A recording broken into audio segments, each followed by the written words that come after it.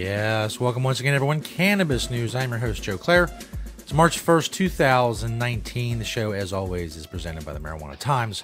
Check us out at marijuanatimes.org. A bunch of great articles there, social media links. This show can be found there as well. You click the video tab, and you will find it. All of that, marijuanatimes.org. Today, talking about outrage culture, also a ruling, Supreme Court ruling you may have heard about in civil asset forfeiture, and Martha Stewart, getting kind of into the cannabis industry. Hold on. I have a little bit of a catch in my throat. Stand by. There we go. That helped. All of that. As I said, pretending that nothing happened, coming up. But first, of course, Cannabis News is brought to you by NatureSide, nature-side.com, and their organic, all-natural pesticides. They're a great sponsor of the show. If you are a grower in a state where it's legal, don't use banned pesticides. You want to be regulatory compliant with your state regulations. You don't want to use harmful chemicals on what you're growing. You want to grow safe and poison-free. There's a lot of things, I know, but all of it can be accomplished at NatureSide, nature-side.com, a proud sponsor of Cannabis News. Side is spelled C-I-D-E. Go check them out because they're awesome. This first story by yours truly at marijuanatimes.org. Outrage culture and marijuana collide. Basically, this is an article I wrote at marijuanatimes.org about the tendency on the internet, especially social media, to become part of the outrage culture. Depending on the issue, you know, different people, different groups of people coalesce together to be outraged or offended by whatever is happening on the internet or on social media in that second. I spend a lot of time on Twitter. I see it there. Less so in other places, but it may happen. But it definitely is known to the outrage culture is very vocal on Twitter. Let's say that. But it's very easy for us to get involved in that one way or the other and kind of get distracted from what we're doing. If you use something as kind of a springboard to draw attention to an issue, that's one thing. But just to be offended or outraged by every single thing that comes down the line, we weren't made to handle that. You can't be outraged all the time. You can't be any one thing all the time. You gotta have different emotions. You gotta have different things that you're interested in. You can't spend all day just being, freaking out about stuff on the internet. Try to use your time constructively. I know it sounds like, cliche or whatever, but all of us can be reminded, myself included, that we need to use our time constructively. We need to try to stay on the path to accomplish our goals and not spend all day, tweeting at celebrities or people we don't like about the problems we have with them.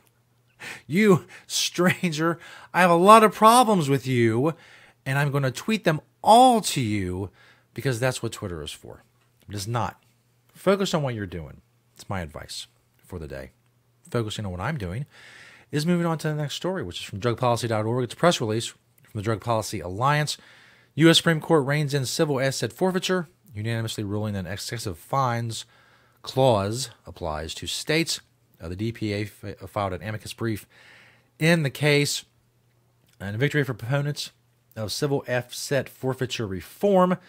The U.S. Supreme Court ruled in Cannabis versus Indiana that the Eighth Amendment's excessive fines clause applies to states, thereby prohibiting state and local governments from collecting excessive fines, fees, and forfeitures. Apparently, Judge Ruth Bader Ginsburg wrote the majority opinion saying, quote, "The protection against excessive fines guards against abuses of government's punitive or criminal law enforcement authority."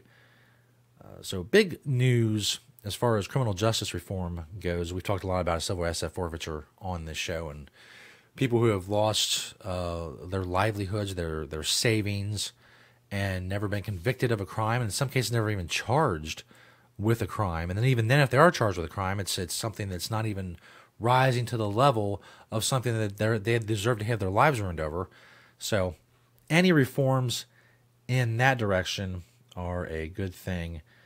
From the Drug Policy Alliance, the legal director, Thashia Naidu, issued the following statement saying, quote, "Civil asset forfeiture encourages law enforcement to engage in unethical practices under the banner of the war on drugs. This ruling provides an important check on law enforcement abuses and paves the way for asset forfeiture reform across the country." We can hope that's something that will happen. It's definitely a big issue. Things have just gone through Congress recently, even championed, in some cases by President Trump. So continuing to go in that direction is definitely a good thing. As I said, this last story is from CNN.com. Martha Stewart to advise cannabis company. That's right. That Martha Stewart. You were thinking it was some other Martha Stewart, but no, it is not. Martha Stewart is joining the Canadian marijuana company Canopy Growth as an advisor to help develop products derived from cannabis for people and for animals. She said, "I'm delighted to establish this partnership with Canopy Growth, and share with them the knowledge I've gained after years of experience in the subject of living." There you go. Pair's first project will offer, quote, sensible products for people's beloved pets, end quote. Canopy Growth is backed by a multi-billion-dollar investment from Corona owner Constellation Brands. Announced the deal with Sequential Brands Group, the consumer company that bought Martha Stewart Living Omnimedia in 2015. Canopy Growth co-CEO Bruce Linton said, quote, "As soon as you hear the name Martha, you know exactly who we're talking about." Yeah, I guess that's true. None other Marthas are coming to, other than fictional characters, no other Marthas are coming to mind. Martha is one of a kind, and I'm so excited to be able to work alongside this icon to sharpen our CBD product offerings. Of course, Martha Stewart's not new or a stranger to people in the cannabis community. She's a longtime homie, friend, confidant, television co-host, partner, etc. of Snoop Dogg. Yes, that's Snoop Dogg, not some other Snoop Dogg. So people in the cannabis community know of Martha Stewart, and now it's official. She's going to be developing CBD products with Canopy Growth. Very interesting.